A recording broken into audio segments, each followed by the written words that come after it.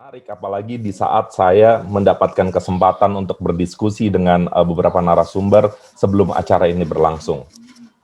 Buat saya, sebelum saya masuk ke topik, saya ingin menyampaikan satu hal dan apresiasi yang mendalam untuk seluruh narasumber dan seluruh peserta. Kenapa? Di dunia digital saat ini, informasi banjir, Ibu dan Bapak sekalian. Banyak sekali. Tetapi semakin banyak kok rasanya semakin mengkhawatirkan. Hari ini saya merasa luar biasa karena Ibu dan Bapak sekalian mau menambahkan konten positif pada dunia digital kita.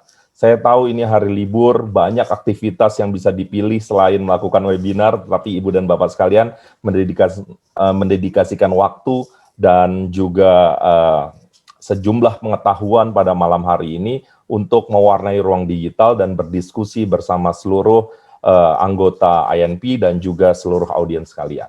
Ibu dan Bapak yang kami hormati, hari ini topiknya seperti yang saya sampaikan, mungkin buat saya pribadi tidak familiar, tetapi buat teman-teman yang menjadi bagian dari akademia, ini adalah hal sehari-hari yang sering sekali dijumpai.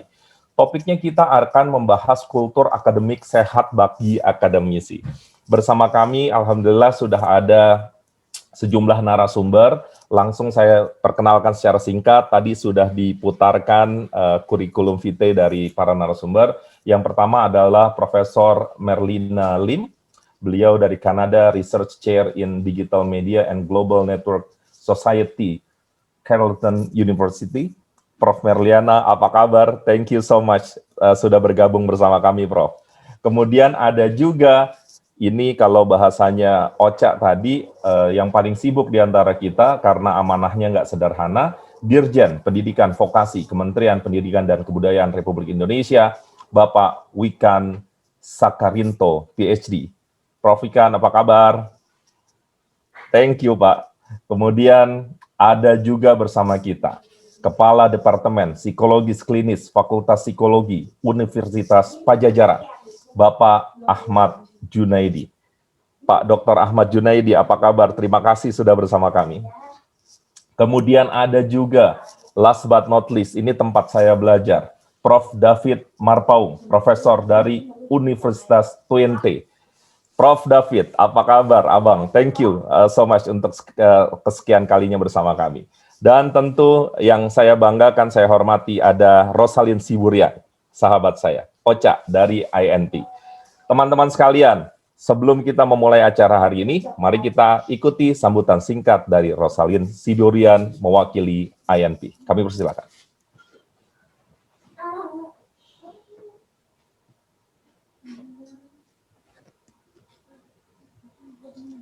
Tolong di-unmute, Ocha, di-unmute. Ya, terima kasih, Imam. Ya, selamat siang bagi teman-teman, rekan-rekan yang berada di Belanda dan Eropa sekitarnya. Juga selamat malam bagi rekan-rekan yang berada di tanah air, dimanapun berada di tanah air. Terima kasih sudah meluangkan waktunya untuk mendengarkan acara kami, mengikuti dan mendengarkan acara kami kali ini. Setiap kali kami membuat sebuah event, secara tidak langsung kami juga diingatkan akan motivasi visi misi yang ingin kami capai melalui INP ini. Salah satunya adalah untuk memberikan, menyebarkan kebaikan, pengetahuan yang kami miliki. Mungkin keberadaan kami tidak berada di tanah air saat ini, tapi tidak mengurangi semangat kami untuk juga berkontribusi dan berbagi bagi teman-teman, rekan-rekan yang berada Indonesia yang berada di Belanda maupun yang berada di tanah air. Sebagian dari kami adalah akademisi ataupun peneliti yang menjadi bagian dari institusi pendidikan di Belanda. Oleh karena itu merupakan sebuah kesempatan yang baik apabila kita berbagi ilmu. Mungkin ilmu kami memang belum seberapa dan tidak semumpuni Bapak Ibu guru kami, para pendidik kami yang berada di Indonesia, yang mengajari kami sehingga kami menjadi seperti sekarang. Tapi setidaknya dengan rendah hati izinkan kami untuk berbagi ilmu kami yang sedikit ini. Semoga kita juga bisa membagi kepada generasi-generasi seterusnya sesuatu yang baik. Oleh karena itu, kesempatan kali ini saya berterima kasih untuk semua narasumber, dan saya mendengar bahwa dan mengetahui juga bahwa 3 dari narasumber kita sehari ini itu merupakan alumni dari Universitas Twente, bukan begitu? Mas Wikan, Prof. David, Prof. Merlin, dan ternyata selama masa kuliah beliau-beliau ini, mereka tidak hanya fokus kepada penelitian dan sebagainya, tapi juga menikmati hidupnya, sehingga work life sudah dimulai balance sejak dari masa kuliah di luar negeri. Nanti kita mungkin akan mendengarkan cerita-cerita background gimana mereka menikmati work life balance mereka, bahkan ketika mereka mulai pengalaman meneliti, riset, dan juga di institusi pendidikan mereka. Terima kasih, selamat menikmati acara ini. Terima kasih, Imam. Boleh saya minta tepuk tangan yang meriah untuk INP dan tentu Rosalin Siburian.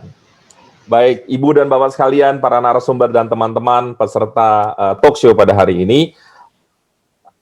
Hari ini menarik buat saya di saat saya diberikan kesempatan. Saya akan langsung mulai saja diskusi atau talk show kita pada kesempatan kali ini.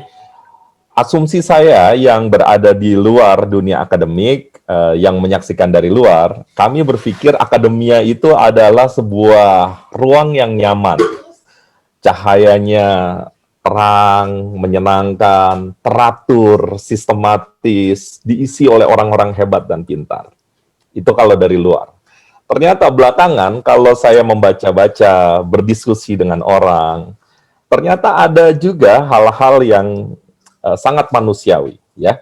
Setiap ruangan tentu punya masalahnya sendiri dan tidak terkecuali ruangan akademia kita, baik di tanah air dan juga di luar Indonesia.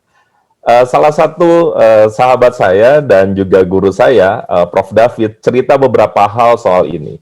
Sebelum saya menggali Prof. David, mungkin saya pertama akan menuju langsung ke Prof. David, jadi saya minta Prof. David untuk meng-unmute dulu. Siap, Mas Imam. Nanti semua narasumber kita cair saja, yang mau masuk silahkan langsung masuk, jadi kita tidak berjarak, teknologi memudahkan kita, dan sekarang saya langsung ke Prof. David. Prof. David, buat kami yang di luar, sekali lagi, ruang akademia itu ruang yang ideal, asumsi kami, karena diisi oleh orang-orang hebat, semua infrastrukturnya dalam tanda petik terlihat sangat baik dari luar, tetapi kalau kita menelisik ke dalam, kita mendengar, membaca, ternyata juga ada juga ya tantangannya. Mengapa ini menjadi tesis kita malam hari ini, sehingga diskusi ini dibuat. Ternyata menjadi akademia pada wajah mata koin yang lain tidak selalu mudah. Tantangannya sangat kompetitif. Tidak mudah misalnya mengelola sebuah tim. Tidak mudah untuk memastikan tim tersebut survive. Tidak mudah untuk mencari funding. Tidak mudah meyakinkan funding apabila sudah pernah diraih, kemudian bisa diraih lagi, dan seterusnya. Belum kompetisi di antara para akademia yang lain, piramidanya semakin runcing dan seterusnya. Saya mau dong sharing Prof. David soal ini, gimana sih yang Prof rasakan? Silakan Prof. Terima kasih Mas Imam. Ya memang benar ya, kalau umpamanya titik awalnya untuk banyak akademisi, termasuk juga saya, bekerja di akademia itu adalah sebuah dream job, sebuah impian. Kenapa? Karena ada kesempatan untuk terus berinovasi, berkreasi setiap harinya. Jadi setiap hari pekerjaan kita tidak membosankan, gitu ya. Dan kalau umpamanya kita terus tekun di bidang ini, ada juga kemungkinan untuk membuat hasil karya kita, inovasi kita juga berguna untuk masyarakat luas. Tapi titik awal itu sendiri secara praktis sekarang kalau saya dengar dari teman-teman di akademia di luar negeri, di Indonesia juga, menjadi sangat stressful ya tempatnya akademia ini. Kenapa? Karena ada beberapa hal. Yang pertama adalah mungkin dari sisi kompetisi, Mas Imam juga sudah tadi bicarakan ya. Di akademia itu untuk mendapatkan posisi permanen, untuk menjadi ya profesor dan lain-lain, itu sangat kompetitif. Jadi jumlah doktor, jumlah peneliti yang dihasilkan dari sistem pendidikan tinggi itu jauh lebih banyak dibandingkan dengan jumlah posisi yang bisa didapatkan. Itu sendiri menciptakan kultur kompetisi yang sangat besar, yang sangat kuat gitu. Dan yang kedua adalah akademia itu beroperasi berbeda dengan industri. Jadi dalam arti seperti kalau industri sendiri kan menciptakan profit. Kalau di akademia sendiri kita berkreasi itu menggunakan dana yang diberikan kebanyakan dari pemerintah atau dari membayar pajak. Jadi kita punya akuntabilitas yang sangat tinggi juga untuk itu gitu. Nah, itu semua membuat banyak tekanan juga di mana kita harus berinovasi, membutuhkan dana juga nggak banyak gitu kan. Dan yang ketiga adalah kita juga nggak bisa memberikan profit untuk diri kita sendiri di akademia. Dalam arti seperti ini. Contohnya saya sekarang sebagai profesor di University of Twente. Saya membangun grup saya sekarang sekitar 15-16 orang, dan untuk beberapa tahun ke depan dana yang kita kelola di dalam grup yang diberikan oleh pemerintah Belanda itu sekitar 2 juta euro atau sekitar 35 miliar kalau dirupiahkan gitu ya. Ya tidak sepeser pun dari dana itu yang kembali menjadi profit personal dari untuk saya sebagai group leader gitu kan. Semua itu diberikan kepada lab. Jadi dari sisi itu juga kita bisa melihat bahwa untuk menjadi akademis itu harus selfless juga gitu kan. Nah, ditambahkan dengan pressure dari lingkungan untuk terus berkompetisi, harus publish. Salah satu pressure point dari akademia juga adalah tuntutan untuk terus menghasilkan karya melalui publikasi, dan kadang-kadang itu menjadi tidak sehat karena orang hanya menghitung jumlahnya, ada berapa paper sih yang dipublish, jumlah kutipan dan sitasi itu ada berapa gitu. Jadi premis awal bahwa ini adalah dream job karena kita bisa berkreasi, bisa mendapatkan kebebasan untuk terus berkarya, menjadi sebuah arena yang bisa menyebabkan sesuatu yang tidak sehat gitu. Nah, kami di INP, teman-teman di INP juga menyadari bahwa ini adalah sesuatu yang mungkin kita bisa angkat dan kita bisa mendapatkan masukan dari teman-teman narasumber dan lain-lain gitu ya. Bagaimana sih caranya untuk mengatasi sesuatu keadaan yang tidak sehat ini di akademia? Dan kalau menurut kami, mungkin caranya ada dua ya. Dari dalam diri sendiri, makanya kami undang Pak Wikan atau Profesor Merlin, karena mereka juga mungkin bisa memberikan masukan gimana sih mengatasi permasalahan ini. Dan permasalahan ini juga berkaitan dengan kultur ya. Jadi kalau mungkin di Belanda, di Indonesia, atau di Kanada, benang merahnya mungkin sama, tapi secara praktisnya berbeda. Tekanan-tekanan dalam akademi yang dihadapi seperti ini. Prof. David, apa yang paling dirasa mempersulit ekosistemnya? Dan berapa banyak, atau mungkin saya tidak berharap harus ada angkanya, tetapi lebih banyak yang bisa survive atau lebih banyak yang tertekan menghadapi ekosistem yang sebagian sudah Prof. David sampaikan? Kalau aku lihat dari sekitar gitu ya, itu juga bergantung dengan dua hal, gimana kita secara personal menghadapi tekanan tersebut, tapi juga bergantung dengan lingkungan.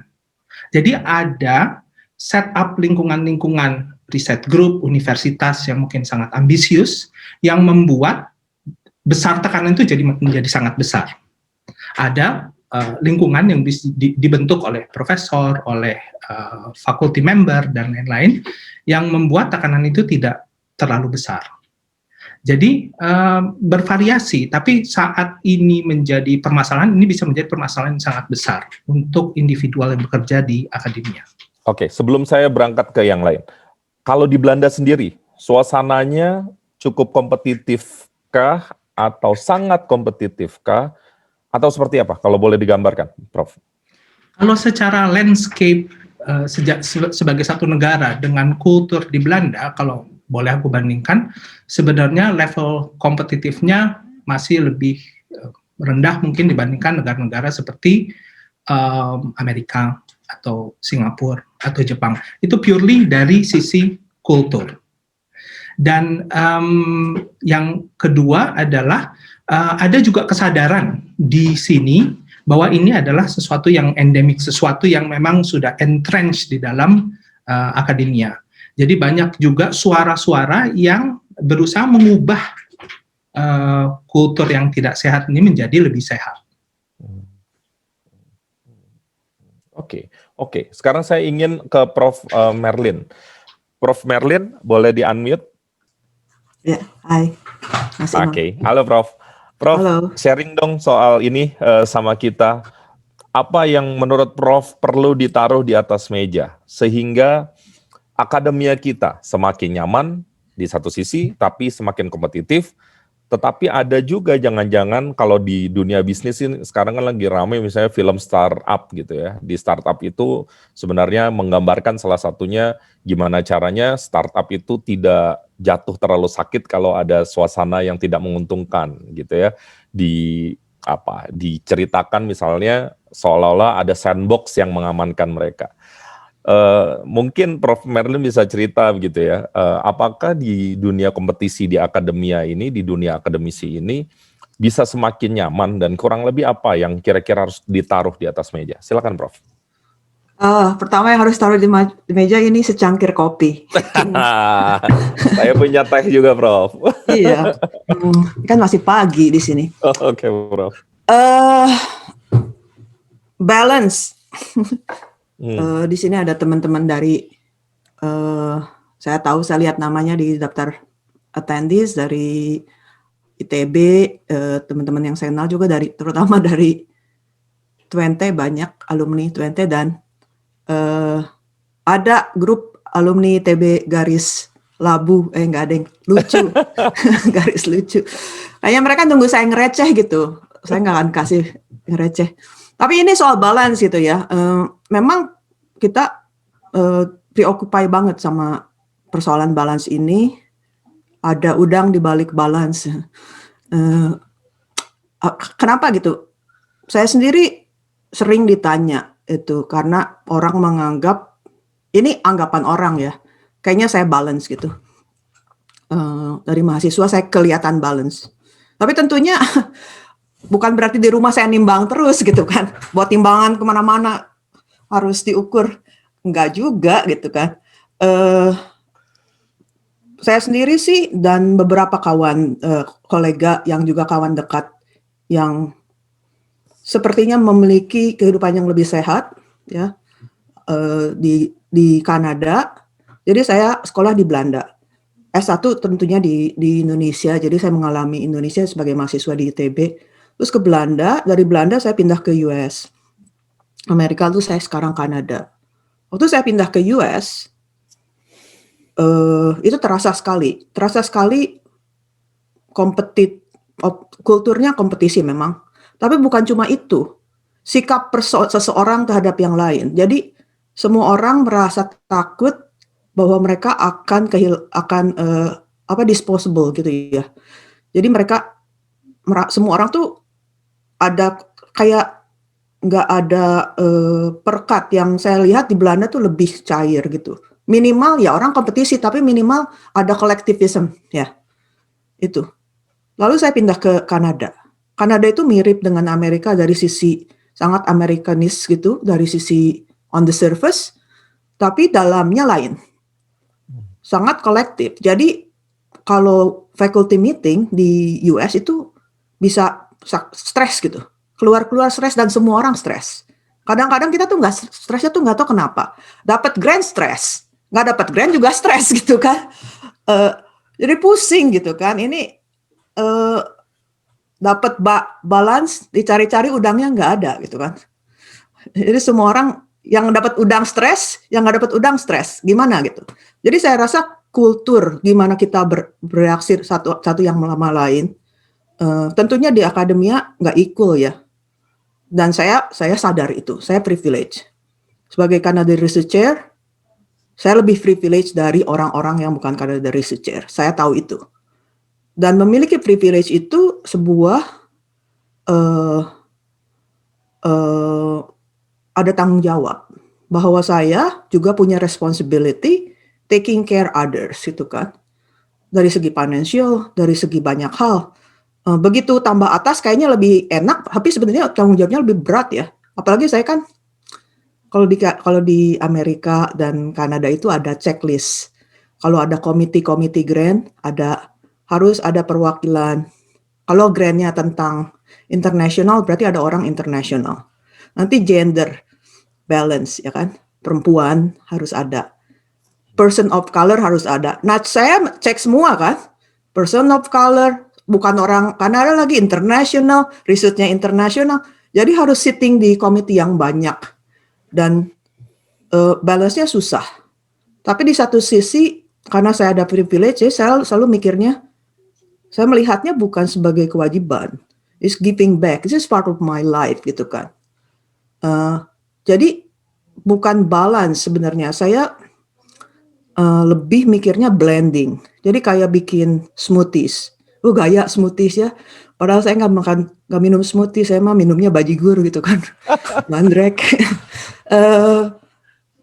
Kan kita nggak mikirin balance gitu. Bikin ini harus 50-50. Tapi kita masukin aja, ya kan? Masukin buah ini, buah itu, terus kita blender, terus kita rasain. Dan kadang-kadang off, ya kan?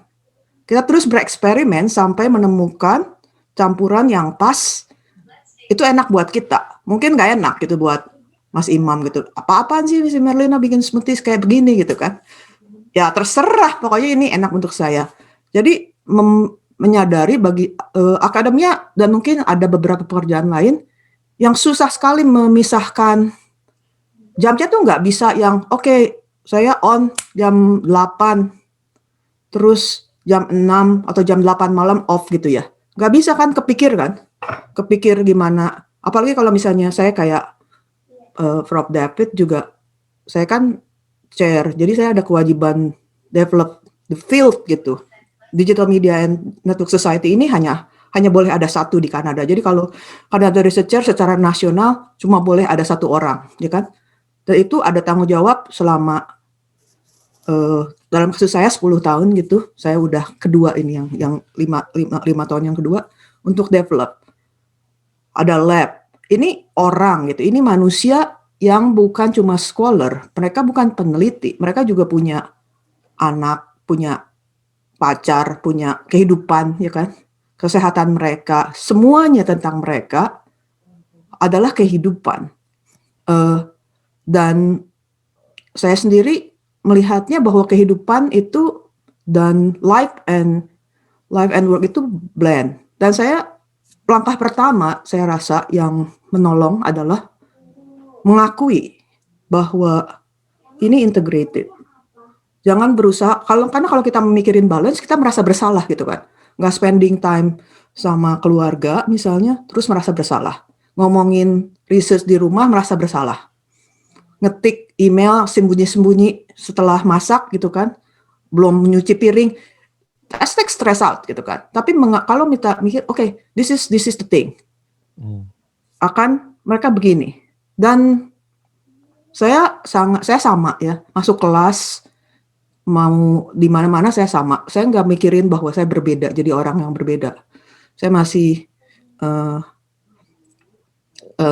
kehidupan saya, mungkin saya nggak reveal, tapi this is me gitu. Oh, I cannot do it because I have life gitu kan. Dan saya juga acknowledge bahwa kolega saya, mahasiswa saya punya life juga.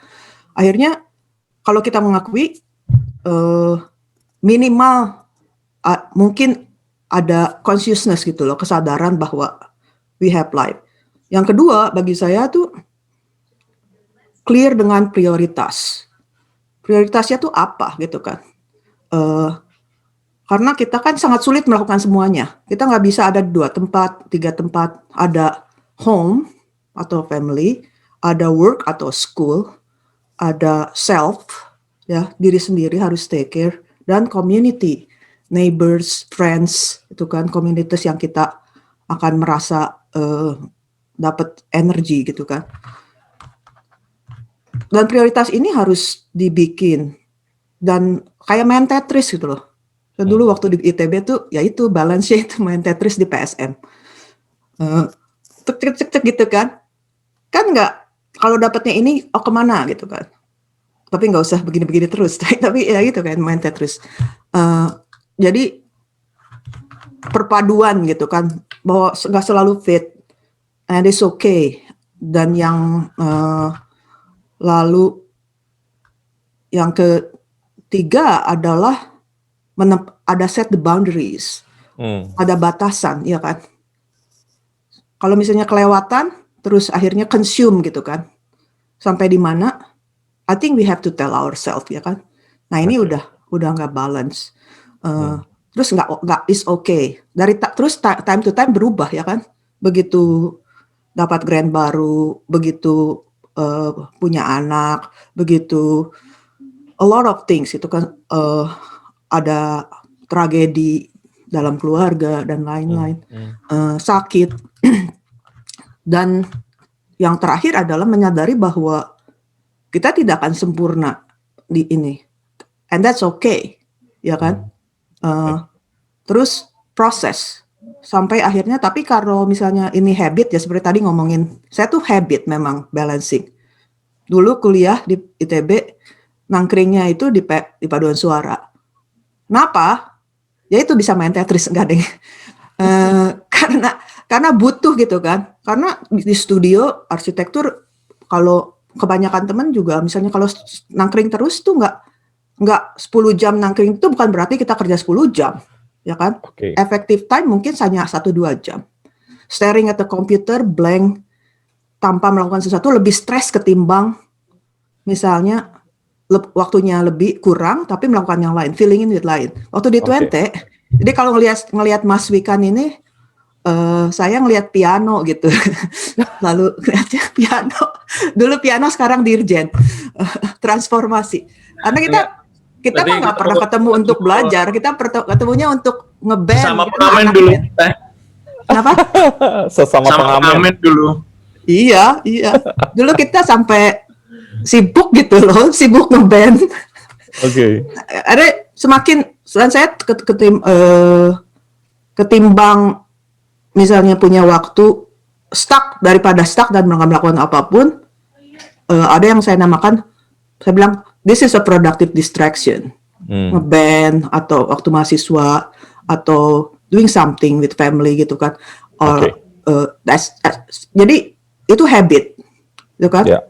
Kalau sudah dilakukan, selalu melakukan sesuatu yang produktif, yang tidak membuat kita bersalah karena just like doing nothing gitu kan. Terus di sosial media browsing, aduh kehidupan orang lain lebih balance, makin stres. Itu dari saya dan ya. Prof. Merlin, saya punya satu pertanyaan lagi. Itu dari sisi internal saya dapat poinnya. Saya ingin tanya, Prof. Kalau dari sisi eksternal, apa yang bisa membantu teman-teman di akademia ini untuk balance? Mumpung ada teman ngamennya Prof. Merlin yang namanya Pak Wikan yang sekarang jadi dirjen. Jangan-jangan faktor eksternal itu salah satunya tentu pemerintah yang bisa membuat suasana lebih balance begitu. Silakan Prof. Prof. Merlin. Eksternal ya, jadi misalnya sebagai saya atasan ya, misalnya sebagai chair misalnya, pertama yang seperti tadi saya bilang, mengenali bahwa mereka juga punya kehidupan, ada kesadaran yang pertama. Yang kedua, bisa menerapkan rule yang berbeda ya, yang misalnya bukan hanya setting boundaries, tapi juga creating flexibilities. Bahwa nggak ada rigid gitu, ada flexibilities in term of bahwa setiap orang punya bumper untuk di dalam sebuah institusi, ada clear understanding bahwa kita itu. Dan yang lain bisa ada workplace community, bahwa orang merasa workplace itu adalah komunitas yang bisa ada tempat untuk kehidupan mereka. Bawa anak ke kampus nggak apa-apa misalnya, ya kan. Kalau saya sih bilang, aduh giliran itu jagain anak misalnya apa gitu kan, atau mahasiswa PhD punya bayi, it's okay, I think it's fine gitu kan, membawa mereka ke kalau membuat workplace itu komunitas yang friendly, sehingga bukan cuma untuk keluarga ya, misalnya ada hobbies, art dan lain-lain yang rilis stres. Saya rasa itu membuat lebih nggak stres ya di dalam ini, dan bisa negotiate juga.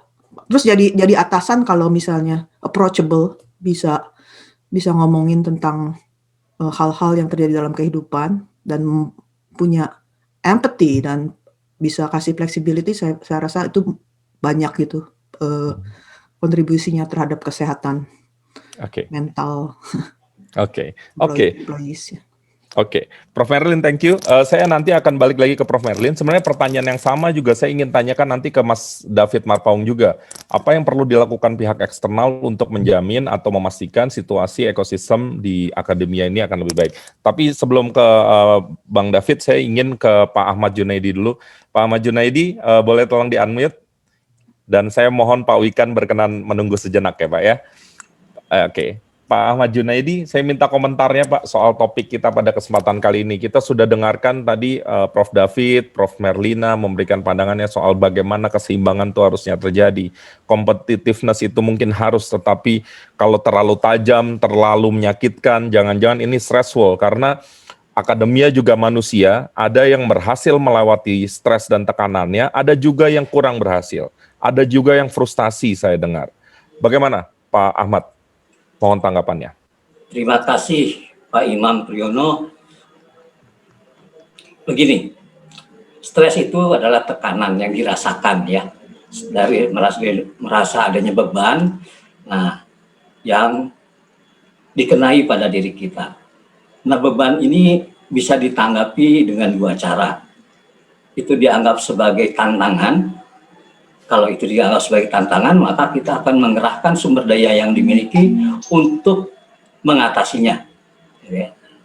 Ada yang sebagai ancaman. Nah, itu yang disebut stressful tadi oleh Pak Imam. Jadi ancaman ya. Nah, bagaimana memandang ini menjadi penting. Ya. Kalau sebagai ancaman itu ya tentu kita harus menjaga keseimbangan yang tadi dibilang balance ya. Keseimbangan diri terutama untuk mempertahankan diri supaya tidak terjatuh gitu ya. Nah, mekanisme ini seringkali disebut juga dengan strategi coping gitu ya, menanggulangi permasalahan. Nah, dalam menanggulangi ini ada yang copingnya adaptif, ada yang maladaptif. Adaptif kalau itu bisa diterima, bisa menyesuaikan dengan situasi yang ada, bisa menata kembali pikiran-pikirannya untuk menyelesaikan persoalan, ya, dan bisa mencari support sosial ya untuk saling mendukung. Kalau maladaptif, jadinya menyalahkan orang lain, menghindar dari persoalan, gitu ya. Lalu secara emosional mudah tergugah, jadi suka marah, dan marahnya tidak pada tempatnya. Marah juga bisa adaptif sebenarnya, tapi pada tempat yang tepat, gitu ya. Artinya marah yang nggak usah di depan umum deh, gitu ya. Kita keluar sebentar teriak atau tendang-tendang ini kali tembok, gitu ya, boleh aja. Tapi tidak menjadikan persoalan menjadi berkepanjangan. Begitu Pak Imam. Oke, menarik.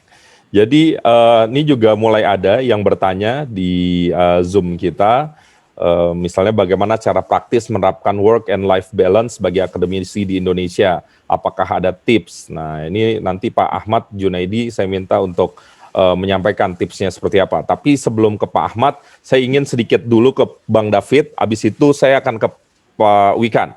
Pak David, saya minta dong tanggapan Pak David khususnya apakah yang dibutuhkan ekosistem di akademia khususnya dari eksternal yang Abang rasakan di Belanda khususnya seperti apa. Nanti saya minta Pak Wikan akan menanggapinya juga. Silakan Pak David, mungkin agak singkat.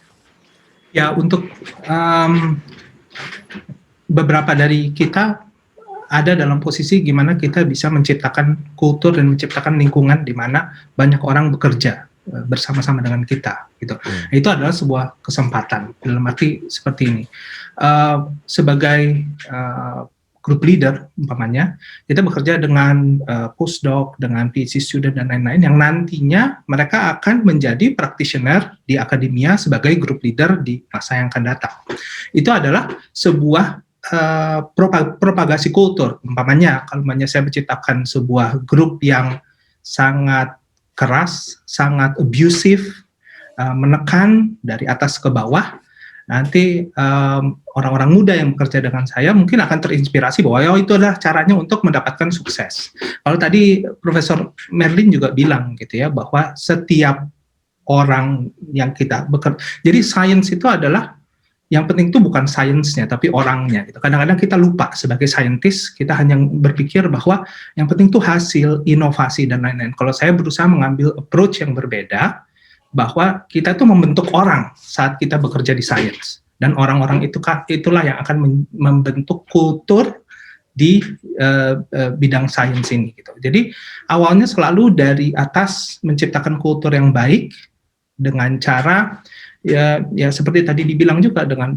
Profesor Merlin ya, compassion. Kita harus peduli dengan orang-orang yang bekerja di sekitar kita. Kita menciptakan struktur di mana orang-orang ini tidak di-abuse, tapi bisa dimengerti juga gimana mereka berpikir, gimana mereka bersikap selama mereka bekerja gitu. Bang David, mohon maaf saya potong. Bang David, kalau di Belanda sendiri, apa value baik dari sistem yang ada di sana, khususnya tentu di Twente, yang bisa kita jadikan pelajaran, yang membuat suasananya kompetitif tapi tetap nyaman? Apa yang kira-kira harus di-share? Ya, kalau namanya di University of Twente sendiri gitu ya, kita punya visi bahwa it's always people first. Dan itu adalah sesuatu yang sangat berbeda dengan result first atau success first.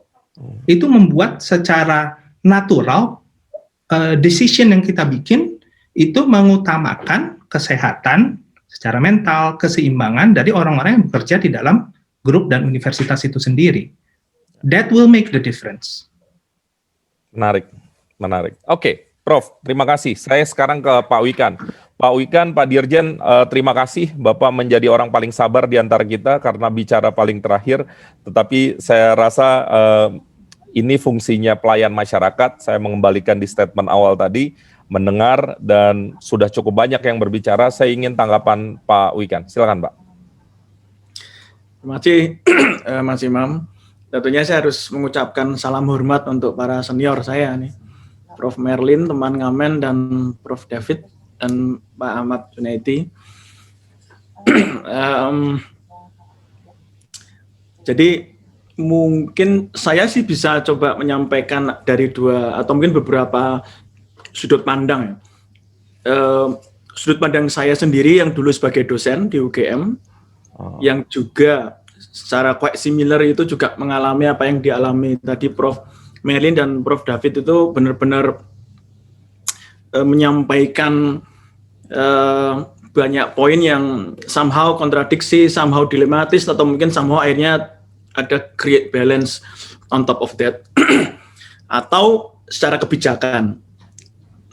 Secara kebijakan bagaimana agar kita sebagai yang saat ini diamanahkan untuk, atau mungkin sedang punya peluang, atau mungkin punya otoritas untuk mendesain kebijakan yang bisa diterapkan di Indonesia, sehingga akademisi Indonesia itu tetap challenging, tetap ekosistemnya challenging, tetapi ada balance dan passion. Nah, mungkin sedikit saya dari sudut pandang pribadi dulu ya. Saya dulu juga mengalami, karena di Indonesia itu konteksnya adalah tridharma. Dosen itu tridharma, yaitu mengajar, meneliti, dan pengabdian masyarakat. Di meneliti itu juga ada challenge yang mungkin tidak tidak sekonkret challenge-nya. Kalau level profesor lain ya, agak lain. Tapi dosen muda pun itu sudah punya roadmap belief Jadi kita tanamkan belief bahwa ya kalau jadi dosen ya kelak harus jadi profesor. Nah untuk itu ada research dan sebagainya. Yaitu tadi sama, dana riset nggak dapat ya bingung karena nggak bisa naik pangkat. Dapat dana riset juga Bingung. bikin capek. Dan fakta sebelum COVID sebenarnya ya, ini di UGM itu semakin banyak ya astagfirullahaladzim ya. Semakin banyak dosen-dosen di UGM yang tutup usia di usia yang cukup belum senior. Nggak tahu apakah itu karena stres concern atau stres atmosfer yang mereka alami, karena challenge-nya memang jelas. Mengajar, kemudian meneliti, serta pengabdian masyarakat, dan ini akan dikompil menjadi angka kredit yang akan diakumulasi, dia bisa naik pangkat, dan kalau diakumulasi begitu banyaknya dosen di sebuah universitas, itu akan menjadi sebuah ekosistem, sistem yang akan membuat university itu reputasinya akan naik. Nah, saya sedikit saja di situ, karena saya dulu juga mengalaminya. Ya bedanya kalau Prof. David, Prof. Merlin, saya juga prof sih, tapi provokator ya dulu saya. Dulu apa sampai sekarang, Prof? Ya? Dulu apa sampai sekarang? Ya sampai sekarang, karena saya sekarang saya bukan akademisi, tetapi cenderung pada regulasi untuk membuat akademisi ini perform dan make people happy.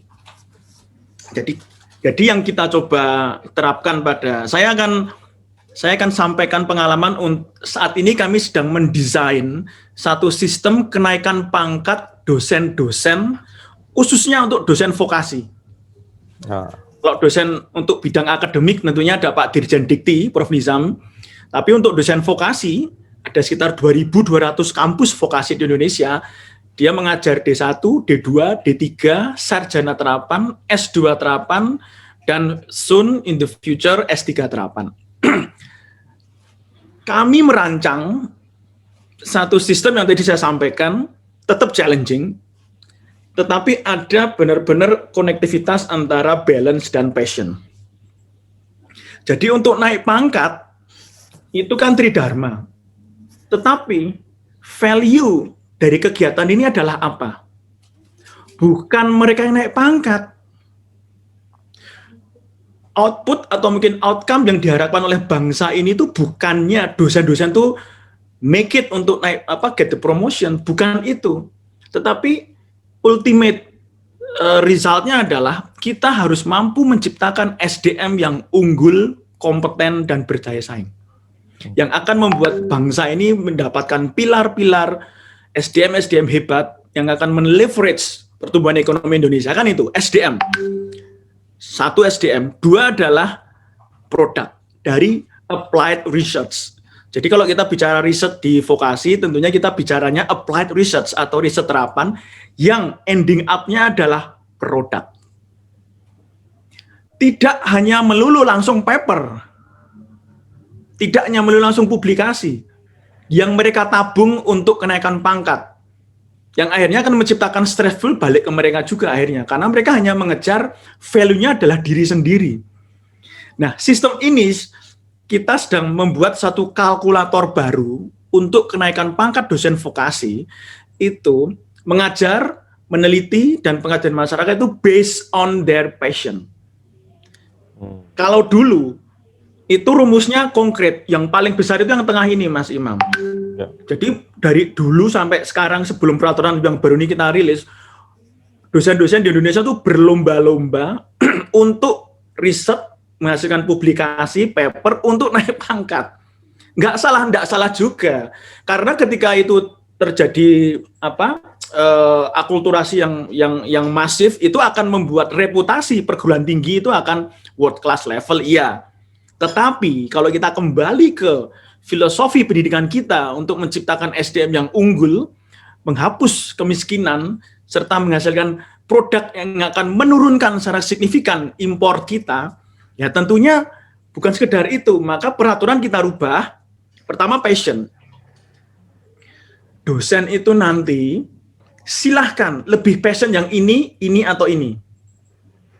Kalau passionnya itu adalah naik pohon atau mungkin dia karakternya kera, dipaksa berenang, ya bingung kera itu. Begitu sebaliknya, kalau dia passionnya itu ikan, kemudian difokuskan ke satu rumus, ikan itu suruh naik pohon sampai kiamat itu ya dianggap bodoh ya. Nah, sehingga peraturan yang agak unik ini benar-benar kita godok, agak lama belum bisa keluar, yaitu untuk kenaikan pangkat dosen diminta fokus kemana, tapi tiga-tiganya dilakukan. Kalau dulu fokus ke sini, entah dia suka yang ini atau suka yang ini, dia harus ini. Sehingga dosen yang dulu nggak terlalu passion meneliti, ya sudah dia yang penting saya neliti dapat paper buat naik pangkat gitu loh. But what's the point gitu loh untuk bangsa ini, untuk kehidupan, bahkan kehidupan dia. Nah, pertama itu passion based. Yang kedua, kalaupun yang penelitian ini kita tidak akan mewajibkan paper untuk vokasi ya, tapi instead of paper produk yang dihilirkan entah ke masyarakat atau ke industri. Still challenging, Pak Mas Imam. Kalau dulu paper. Nah, dari ini nanti minimal dosen akan, kalau dia fokus ke pengajaran ya dia akan mengembangkan sistem pembelajaran yang bersifat misalnya project based learning, link and match dengan industri dan sebagainya. Kalau dia fokus ke pengabdian masyarakat yang dulu dosen-dosen yang kuat di sini nggak cepat naik pangkat karena kalkulator rumusnya itu minim. Nah, mungkin besok dia akan lebih passionate untuk melakukan pengabdian masyarakat. Intinya apa? Pengabdian masyarakat pun juga menghasilkan produk yang dihilirkan ke masyarakat.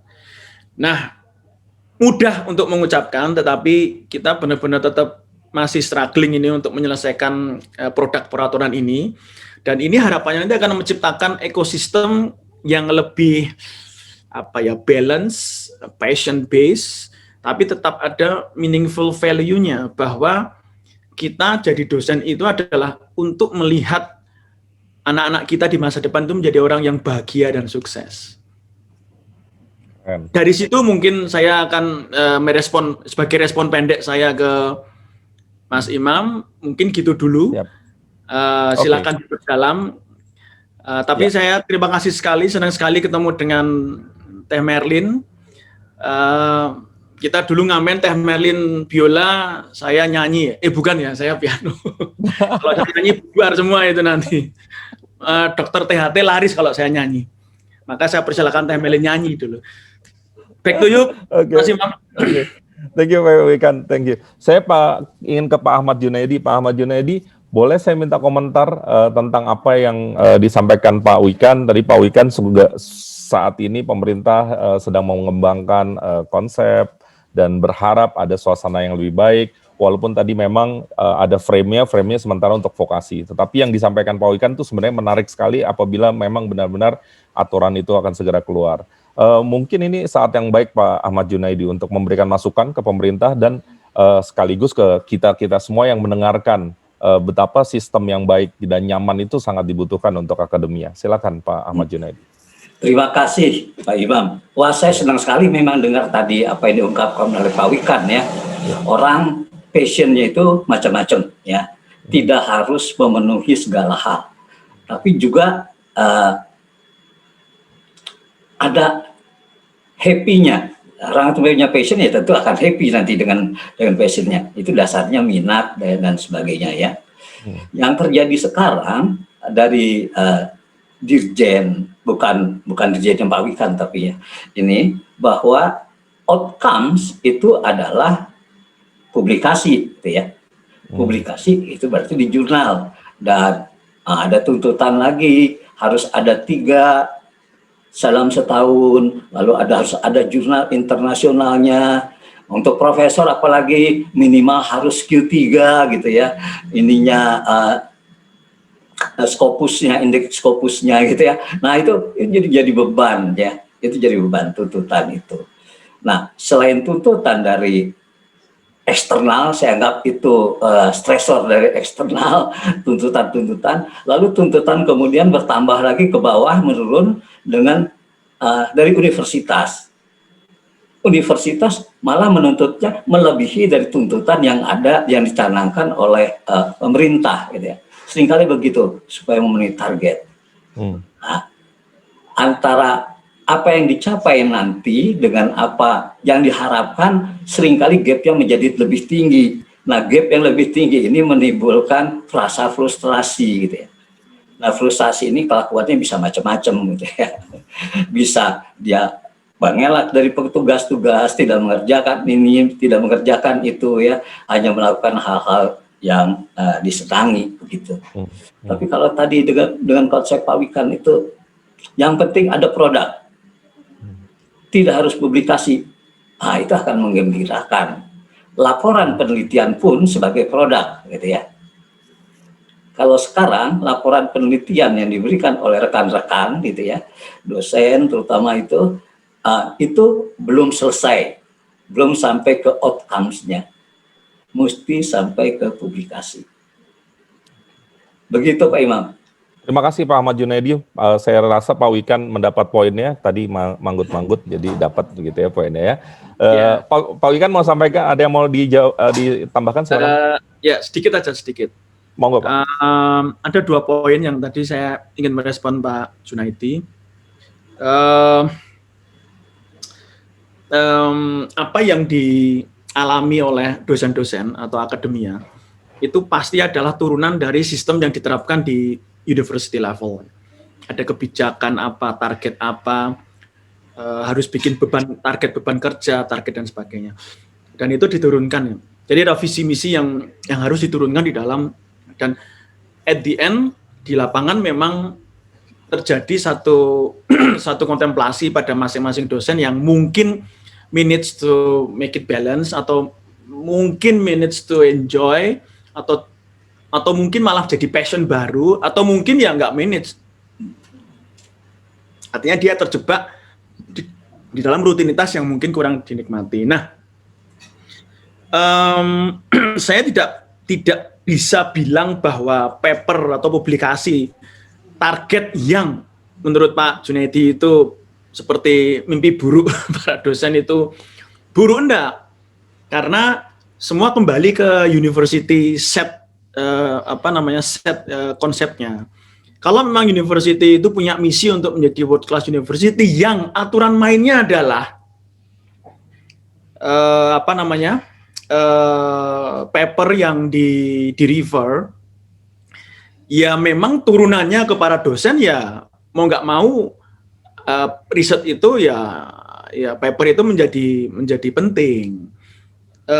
Tapi kan gini.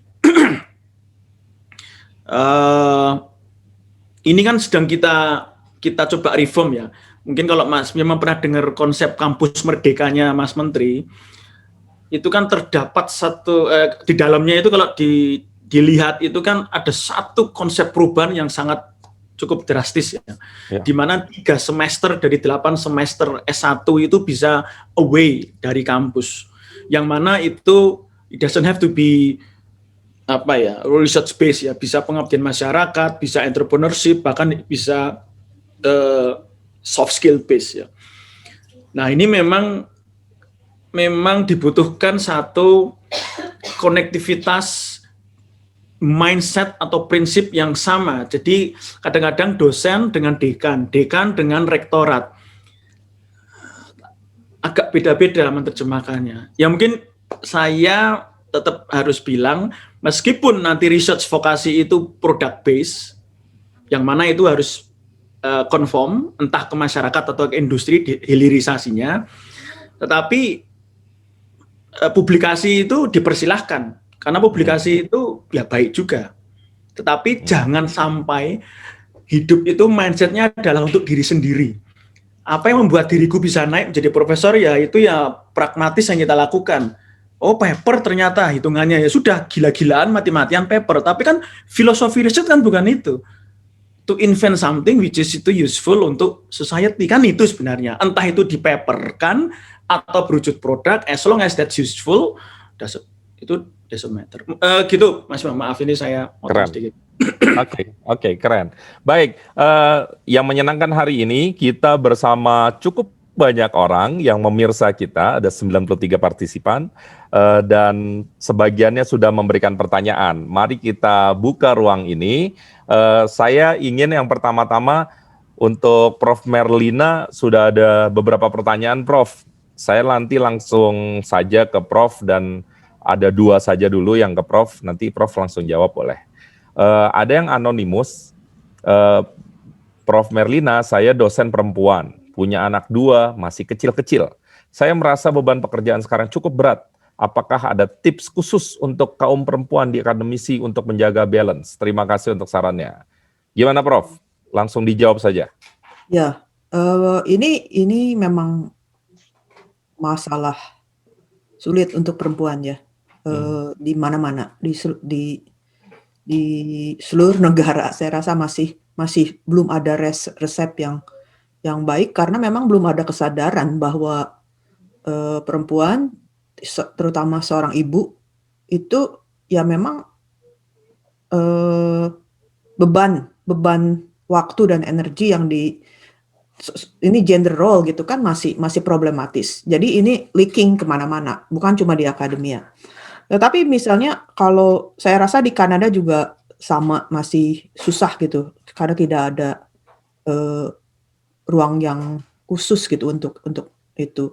Tetapi sebetulnya minimal ya, bukan berarti akan menyelesaikan masalah, bahwa kadang-kadang perempuan kan apalagi punya anak itu sungkan gitu, seolah-olah sungkan mengemukakan bahwa I have this gitu, saya punya anak, therefore gitu, seolah-olah itu adalah sebuah kesalahan bahwa misalnya nggak bisa melakukan sesuatu karena anaknya sakit atau harus spending time, itu tuh harus lebih transparan, saya rasa. Memang ada kemungkinan mungkin atasannya tidak mengerti, tapi mengemukakan sebuah kenyataan kehidupan itu lebih baik daripada enggak gitu kan. Dan ada 2 kan kemungkinannya, kalau atasannya nggak mengerti ya udah berarti nggak berubah. Tetapi kalau ada komunikasi akan ada sesuatu yang berubah ya kan. Mungkin bisa usul, kalau ini tergantungan posisi dosennya di mana. Kalau misalnya ada kesempatan untuk mengemukakan di sebuah meeting dan kalau bisa lebih kolektif gitu, konsultasi dengan beberapa perempuan. Saya sendiri sangat mendukung itu ya. Kalau misalnya dengan mahasiswa sekalipun, kalau mereka punya anak kecil, saya yang lebih fleksibel. Saya akan akomodasi jam berapapun, ya kan? Walaupun saya profesornya. Dan ada perempuan seperti itu, dan bukan cuma perempuan, laki-laki yang seperti itu di dalam workplace itu ada. Kita harus mencari sehingga bersama kita bisa menciptakan lingkungan yang lebih sehat untuk perempuan-perempuan seperti ini. Jadi berjejaring ya, maksudnya sebagai kolektif. Terus mengusulkan juga kalau bisa lebih baik, mengusulkan ke misalnya departemen, unit, lab, untuk membuat kalender yang lebih fleksibel untuk beberapa orang. Jadi nggak semua tuh sama gitu kan. Kan orang beda-beda.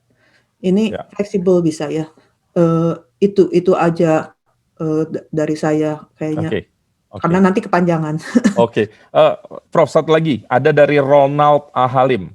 Pertanyaannya, apakah menurut Prof. Merlin perlu ada suatu peraturan resmi yang mampu mendorong atau memberi insentif bagi para pemimpin riset untuk mengedepankan kesehatan mental para akademisi yang ia pimpin? Ya, saya rasa kalau ada kesempatan, kalau itu bisa dimasukkan, itu adalah hal yang sangat penting. Oke. Dan argumen saya ya, kalau kita menyediakan lebih banyak waktu untuk kesehatan mental, kebahagiaan gitu kan, saya yakin orang-orang ini akan menjadi better scholar. Saya 100% percaya.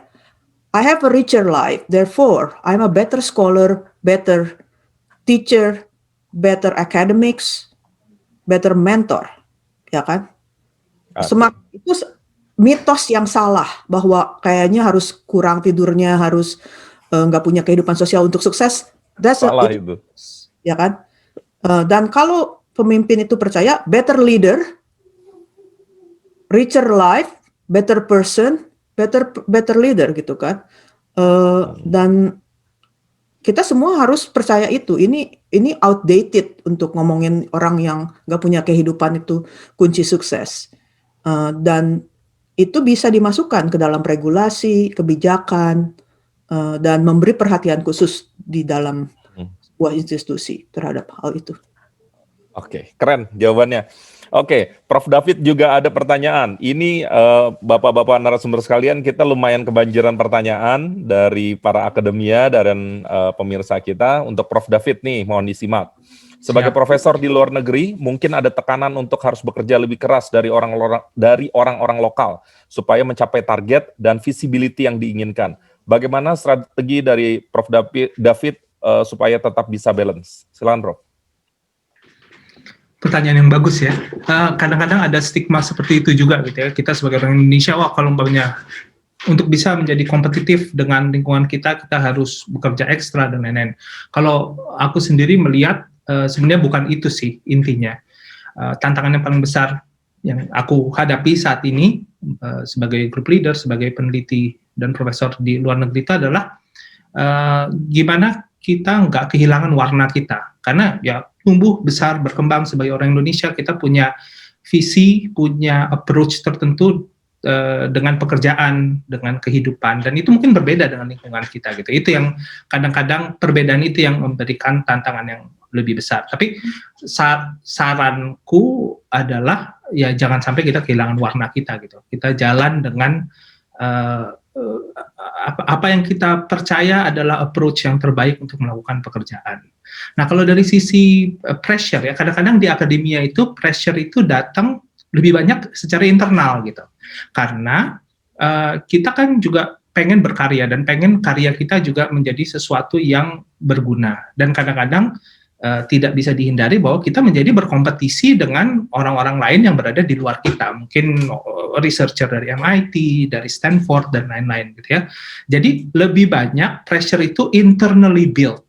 Makanya kita juga harus bisa membalance sendiri dari dalam, karena jarang kalau aku lihat di sini gitu ya, pressure datang dari atas bilang bahwa kamu harus publish ini. Lebih banyak adalah, wah, udah ngerjain ini selama 3 tahun, tapi keduluan dipublish sama grup lain yang ada di luar sana gitu kan. Itu namanya scoop gitu. Dan scoop itu adalah sesuatu yang lumayan sulit untuk dihandle di akademia. Oke, thank you Pak. Thank you. Sekarang ke Pak Junaidi. Pak Ahmad Junaidi ada pertanyaan. Kalau dosen sudah burn out, gimana policy dari Unpad? Apakah dosen tersebut mendapat bimbingan atau konseling atau tetap mengajar? Silakan Pak. Terima kasih. Kalau di Unpad itu ada pusat konseling Universitas Pajajaran. Ya. Di situ Unpad staf maupun mahasiswa dan juga keluarga dari itu untuk berkonsultasi, dan itu gratis ya. Nah, kalau orang mengalami burnout bisa datang ke sana. Sementara sekarang online itu bisa juga secara online konselingnya. Dan kita lakukan sementara ini online terus memang untuk itu. Jadi ada pusat konseling itu yang disediakan oleh universitas. Sebenarnya pusat konseling dulu waktu saya mahasiswa, tapi itu ada pelatihan bimbingan dan konseling untuk setiap dosen, baik universitas maupun swasta selama 3 bulan di 3 pusat bimbingan, yaitu Fakultas Psikologi UI, Unpad, dan UGM. Itu 3 bulan dosen-dosen itu dilatih untuk menjadi konselor di tempat kerjanya masing-masing. Tapi sudah beberapa belas tahun ini itu hilang dan tidak terdengar lagi. Jadi pusat konseling itu saya pikir masih tetap diperlukan. Oke, baik. Terima kasih atas jawabannya. Pak Wikan, ada beberapa pertanyaan dan tanggapan untuk Bapak. Yang pertama dari Ayi Purbasari, Pak Wikan. Selamat malam, saya Ayi Purbasari, alumni ITB, sekarang mengajar di Universitas Pasundan Bandung, Prodi Teknik Informatika. Pertanyaannya, balancing kehidupan akademisi di Indonesia adalah tridharma pengajaran, penelitian, pengabdian. Kendala utama terutama dari akademisi di universitas swasta seperti kami adalah sulitnya mendapatkan sumber dana untuk penelitian. Tuntutan lain dari aturan pemerintah adalah adanya penelitian kerjasama luar negeri. Barangkali ada saran dan sharing pengalaman dari Pak Wikan, terutama dalam hal ini dan juga perolehan grant. Silakan Pak Wikan.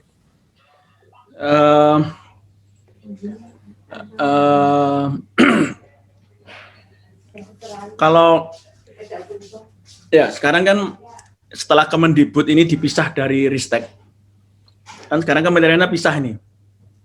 Kalau dulu kan Kemenristek Dikti dulu. Nah, sekarang Risteknya dipecah jadi Ristek Brin kementeriannya. Kemudian Kemendikbud ada sendiri. Nah, sehingga dana riset itu ada di Kementerian Penelitian dan Teknologi, Ristek Brin.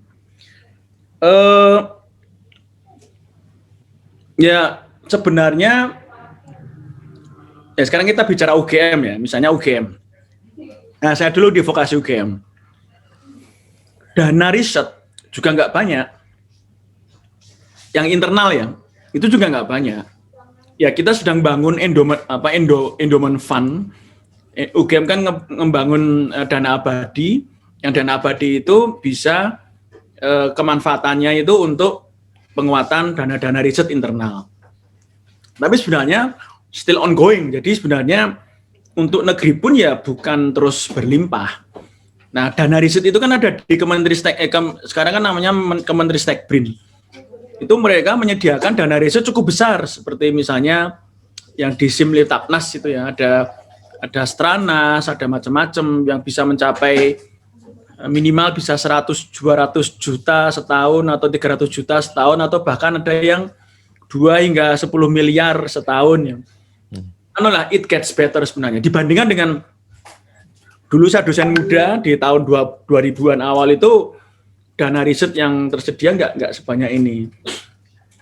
Jadi ya kalau bayangan saya memang ya harus terbiasa untuk berkompetisi sekali lagi membuat proposal research yang nanti akan value dari riset itu bisa tinggi, bisa meraih dana-dana di Simliptapnas yang biasa sampai miliaran setahun. Tapi ya itu memang outputnya memang harus clear, produk outputnya memang harus clear. Kalau ditanya tips, ya itu tadi, mungkin bisa berkolaborasi dosen-dosen di swasta, multidisiplin kolaborasi dengan dosen-dosen di negeri untuk menciptakan proposal riset lintas disiplin, atau mungkin bisa berkolaborasi dengan profesor-profesor dari luar negeri atau mungkin diaspora dari luar negeri yang sebagai akademisi untuk mengajukan dana-dana riset di Kemenristek Dikti. Kemenristek Brin sekarang. Oke. Pak Dirjen ada lagi nih, tapi anonimus. Untuk Pak Dirjen, adakah program yang didedikasikan untuk membuat dosen di Indonesia lebih sehat? Misalnya, mengintegrasikan olahraga sebagai bagian dari working load. Ya, sebenarnya ini saya perlu sampaikan ke Pak Imam ya. Sekarang kan saya lebih sebagai pelayan masyarakat. Pelayan masyarakat yang punya kewenangan untuk bikin aturan dan mengeksekusi aturan di level nasional ya.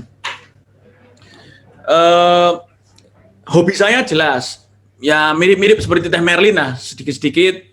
Saya juga dulu tukang ngamen, diajarin Teh Merlin ngamen, sekarang saya juga pinter ngamen gitu. Saya belajar dari suhu saya Teh Merlin ketika ngamen, kemudian saya juga senang bikin YouTube, konten. Kebetulan ya bikin lagu misalkan seperti itu. Nah, olahraga juga saya gunakan kesenangan saya itu kan, kalau passion yang paling dalam itu kan sebenarnya hobi. Cuman kalau hobinya itu kerja itu kan jarang ya, orang hobinya kerja. Orang hobinya melukis Teh Merlin, orang hobinya biola Teh Merlin lagi, orang hobinya nyanyi Teh Merlin lagi. Itu membuat lives lebih colorful ya, itu bisa mengurangi stres dan sebagainya. Kebetulan saya gunakan itu semua untuk bekerja, Mas Imam.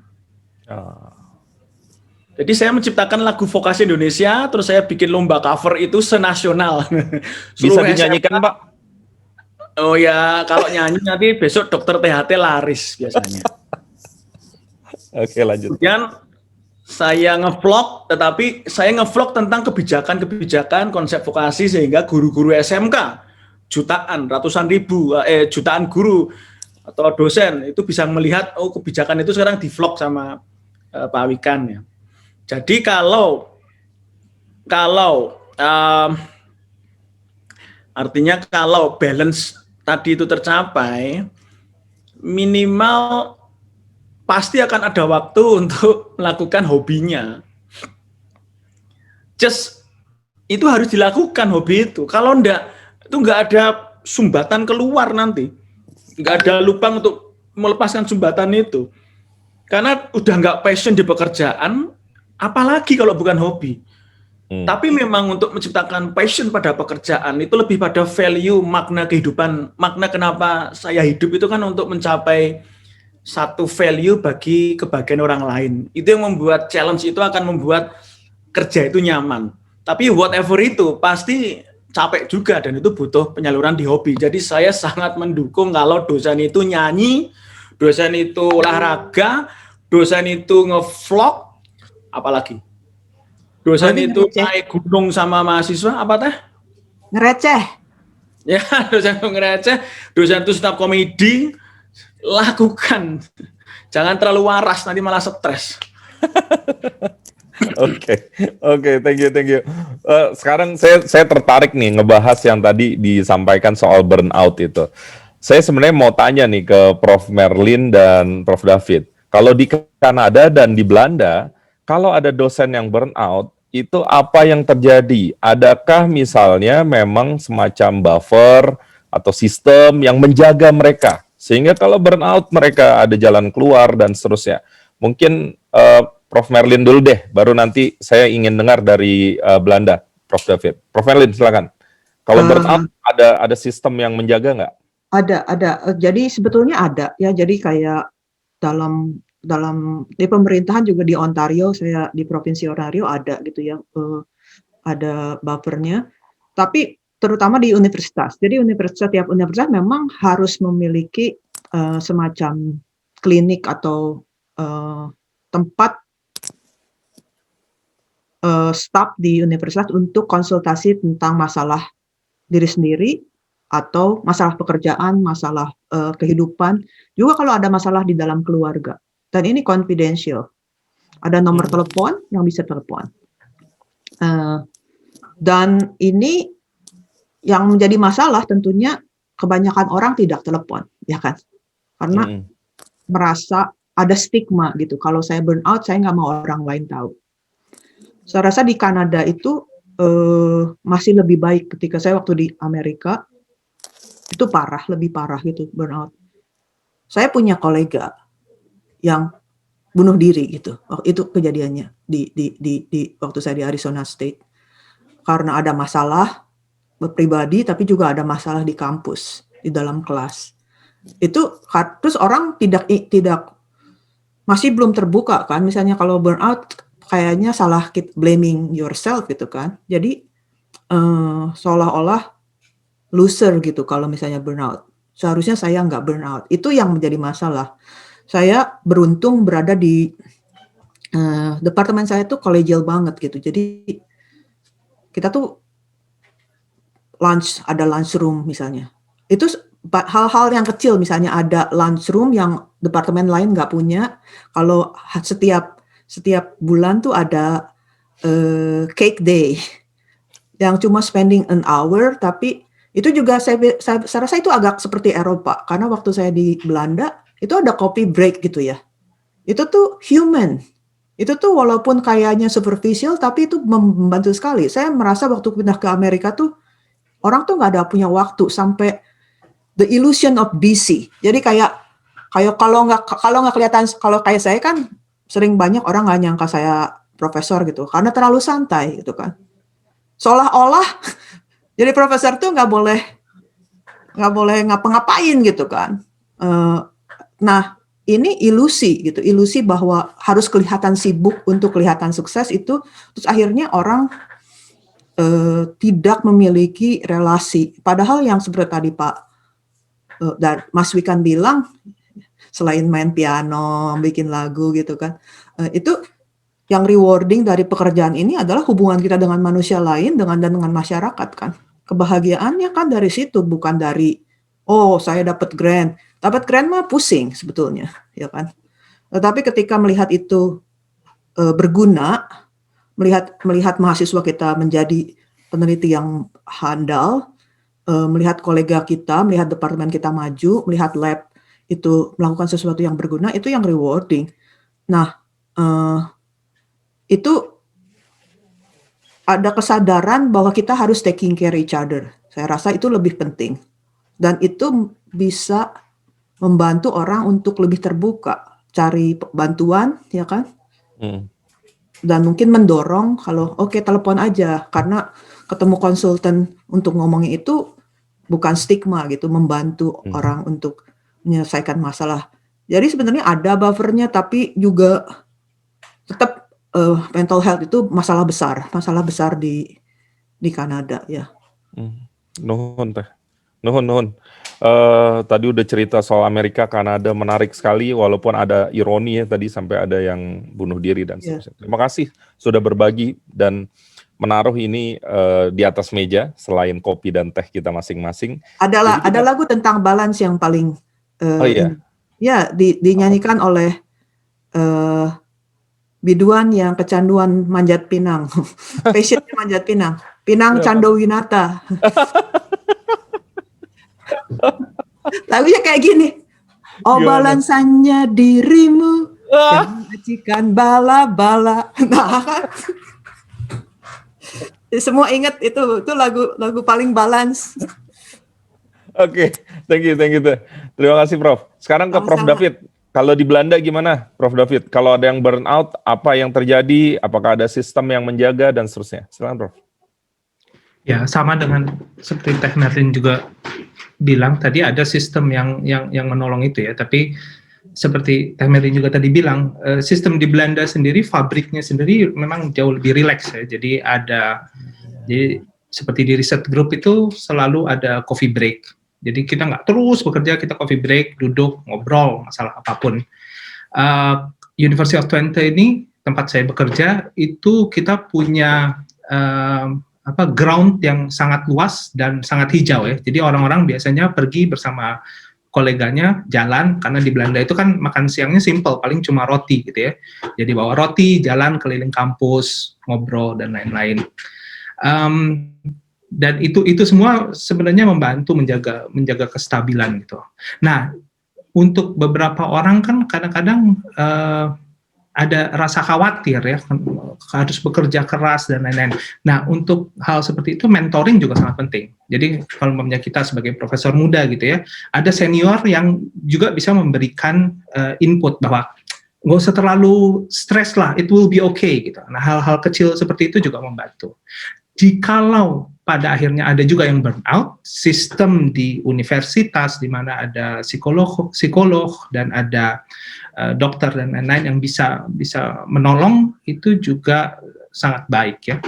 Jadi ada beberapa orang-orang juga yang sampai burnout gitu, ya mereka take away some time from work, 10 months, a year, dan kembali lagi keadaan tetap baik. Jadi sistemnya juga mengizinkan bahwa if you need to take some time off, it's okay.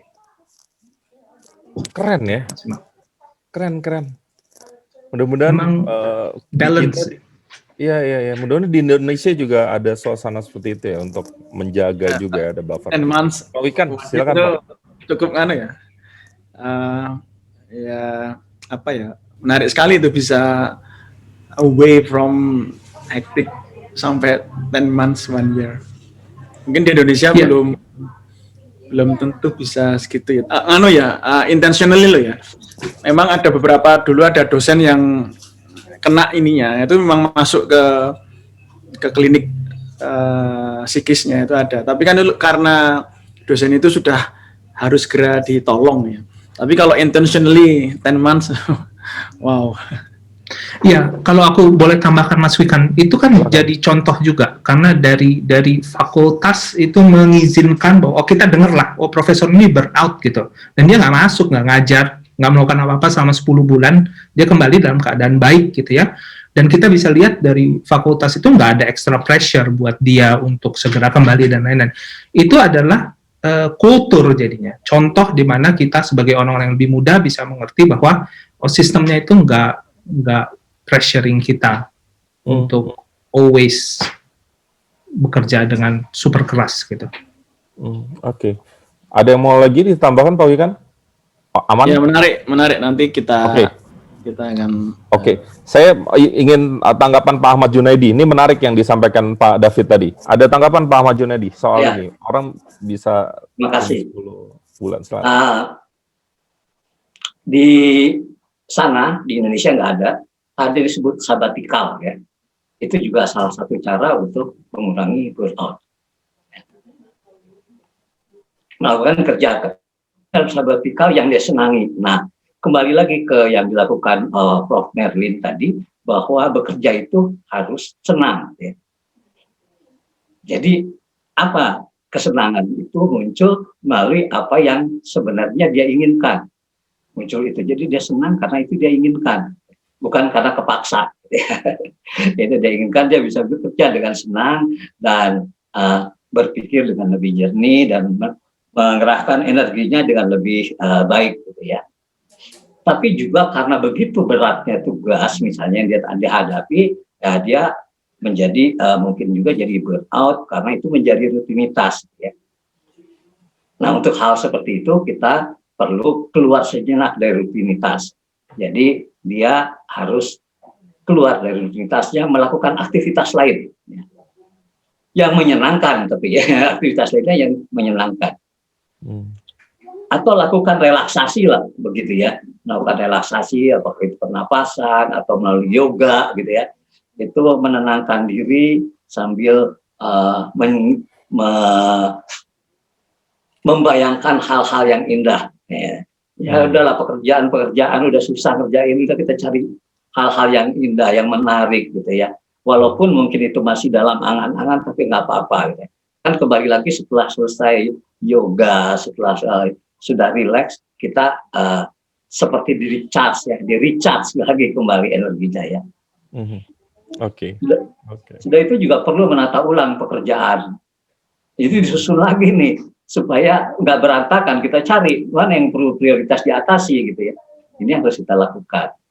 Dan aktivitas fisik ternyata penting.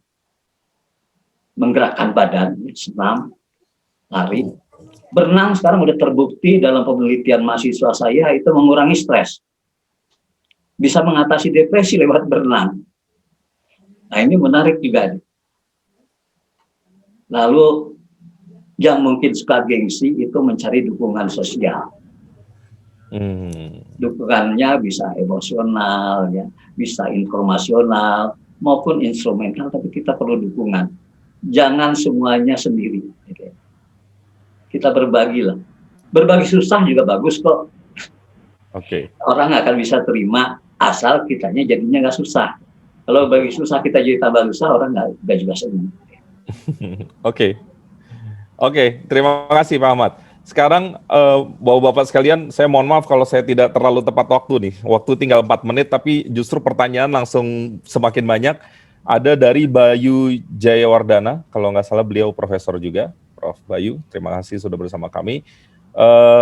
Pertanyaannya, bagaimana membimbing mahasiswa-mahasiswa yang kualitasnya di bawah yang diharapkan, mohon maaf, penggalannya kurang pas. Bagaimana membimbing mahasiswa-mahasiswa yang kualitasnya di bawah yang diharapkan, dan pada saat yang sama menghindari agar mereka tidak menjadi burnout. Mungkin Prof. David mungkin mau sharing, Prof. David? Wah, terima kasih. Wah, senang sekali bisa menjawab pertanyaan dari Profesor Bayu nih. Ini juga senior luar biasa. Jadi mungkin saya juga nggak mengklaim lebih tahu dan lain-lain ya. Tapi saya kemarin sempat membaca artikel ya. Ini juga sesuatu yang saya struggling. Artikel itu mengatakan bahwa tugas kita sebagai pembimbing, sebagai advisor itu untuk mendorong ya, mempromot student kita itu sejauh yang mereka bisa dan mau. Tapi seringkali yang kita lakukan adalah kita mendorong student kita sejauh yang kita mau. Itu adalah dua perbedaan pandangan yang sangat penting ya, karena kadang-kadang kita sendiri sebagai pembimbing dan profesor punya ambisi bahwa wah ini harusnya kerjaannya sampai sini gitu, tapi mungkin aspirasi dari student kita, dari mahasiswa kita berbeda. Mereka pengen sampainya hanya sampai segitu atau bisanya sampai segitu.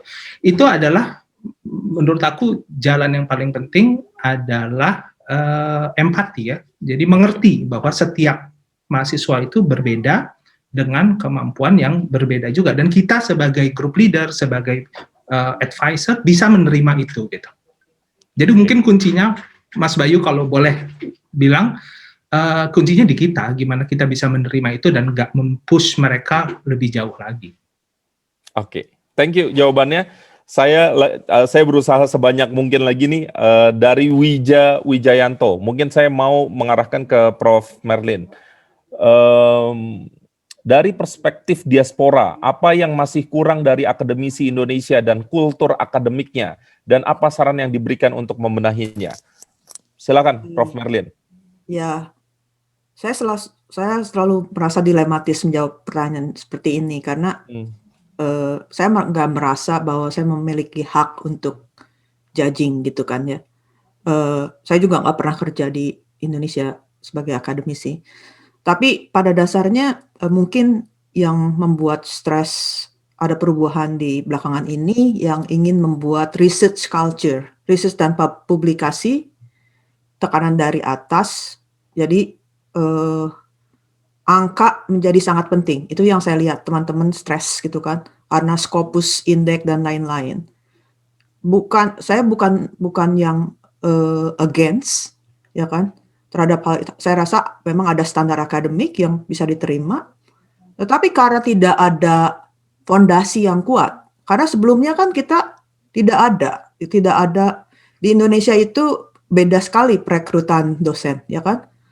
Kalau di Amerika Utara yang lebih mirip mungkin ya dengan Kanada dan Amerika terutama, itu tuh jelas. Misalnya tenure track itu ya masuk memang diukur dari publikasinya gitu kan. Jadi masuk memang sudah, kalau waktu PhD atau postdoc enggak publish yang memang nggak bisa masuk, ya kan? Ada 500 aplikasi, dipilih satu orang, ya jelas satu orang itu pasti bisa waktu di dalam, ya kan? Tapi di Indonesia kan rekrutmen dosen bukan seperti itu. Jadi sangat tidak adil mengharapkan orang yang tadinya nggak punya culture publikasi, tahu-tahu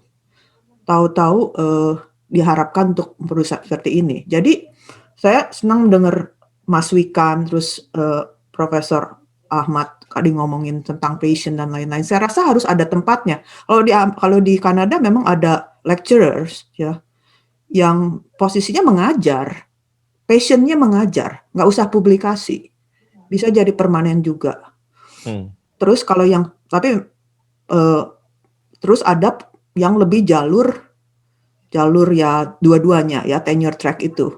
Dan ini pressure-nya berat tapi karena mereka punya basis ya bisa gitu. Jadi ini harus ada langkah-langkah di Indonesia yang membenahi sistem rekrutmen, sistem yang jelas gitu bahwa orang itu direkrut untuk apa. Lalu ekspektasi nanti ya orang yang direkrut untuk mengajar, yang dievaluasi ya tentu tentang mengajar, ya kan. Yang ada posisi seperti saya berat di research dan service. Teaching saya sedikit, setengahnya dari orang lain. Evaluasi saya ya tentu orang-orang yang memang research heavy, mereka akan punya tanggung jawabnya. Ini dibenahi dari bawah ke atas. Kita nggak bisa mengganti peraturan, tapi ini tatanan di bawah tidak. Jadi kasihan kan? Ya udah, akhirnya publish di kebanyakan Indonesia itu yang masuk Scopus tuh kebanyakan conference proceedings yang tertinggi di Southeast Asia, dan itu bukan langkah yang dari segi keilmuan dan penerapan terhadap pengubahan kontribusi terhadap keilmuan itu sebetulnya kan lain gitu, tidak testable ya. akhirnya karena dikejar apa sih namanya, dikejar oleh target ya, ketimbang keinginan untuk publish dari sesuatu yang solid. Nah ini dibenahi dulu saya rasa. Kalau saya nggak ada orang di sini yang, tapi mungkin Mas Wikan bisa bisik-bisik. Oke. Sementara itu ya memang buat teman-teman mungkin yang masih struggle, saya simpati, dan sekarang ini hubungan dengan diaspora ada banyak komunikasi terbuka, dan menggunakan kesempatan ini untuk mungkin bertukar untuk agenda building ya. Kalau di dalam untuk agenda building supaya kita kan nggak bisa mengharap perubahan di peraturan terjadi, berteman gitu. Saya nggak suka dengan kata networking, tapi memiliki relationship tuh benar gitu, yang bisa dengan teman-teman di luar negeri, mungkin diaspora bisa berguna juga untuk membangun kultur riset dan publikasi yang mumpuni ya. Oke. Prof, terima kasih atas jawabannya. Saya sebenarnya masih punya pertanyaan lagi. Sayang sekali waktunya terbatas. Saya sudah melampaui 3 menit waktu saya. Saya mohon maaf untuk INP karena tidak terlalu tepat waktu, karena semata-mata antusias melihat tema yang luar biasa.